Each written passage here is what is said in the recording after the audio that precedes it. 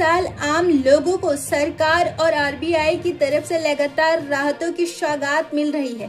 फरवरी में बजट में आयकर छूट का तोहफा मिलने के बाद उसी महीने आरबीआई ने 5 साल बाद रेपो रेट में कटौती की थी। इसके बाद 2 दफा फिर से रेपो रेट को कम किया गया था। अब 22 सितंबर जीएसटी में रेट कट ने भी ग्राहकों को बड़ा फायदा पहुंचाने की तैयारी कर ली है। इसी कड़ी में अगले महीने फिर से आरबीआई की तरफ से रेपो रेट घटाकर एसबीआई में एक और राहत देने का अनुमान है।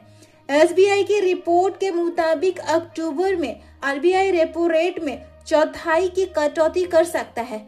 आरबीआई की रिसर्च कहती है यह बैंकिंग सिस्टम और आर्थिक विकास के लिए सबसे अच्छा मौका है। इसी वजह से रिटेल महंगाई दर में कमी है जो अगस्त में 2 के करीब रही है। दरअसल बढ़ती महंगाई ने पिछले साल तक आरबीआई को रेपो रेट घटाने से रोक रखा था, लेकिन अब रिटेल महंगाई में जारी नरमी ने आरबीआई के लिए दर घटाने का रास्ता साफ कर दिया है।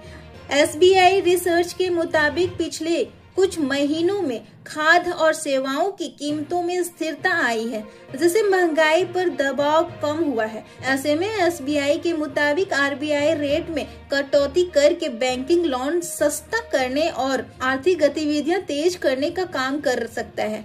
जानकारों का भी मानना है कि आरबीआई दिवाली से पहले ग्राहकों को एक और तोहफा दे सकता है। ब्याज दरों में कटौती से home loan, car loan interest rate घटाने की संभावना है। इससे ग्राहकों को फायदा होगा। एमएसएमई सेक्टर को भी इससे राहत मिलेगी, जो लंबे वक्त से महंगाई और कर्ज के बोझ से जूझ रहा है। आरबीआई रेट कट करते वक्त यह सावधानी भी रखेगा कि इन कटौतियों के बावजूद महंगाई दर कंट्रोल में बनी रहे। एसबीआई के मुताबिक आरबीआई ने अभी तक महंगाई को लेकर तर्क रुख बनाए रखा है। बाजार में उम्मीद है कि आरबीआई के नीतिगत फैसले आर्थिक सुधार को रफ्तार देगी।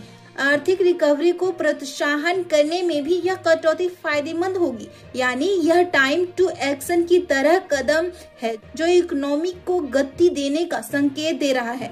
आपका इसके बारे में क्या सोचना है, हमें कमेंट करके बताएं।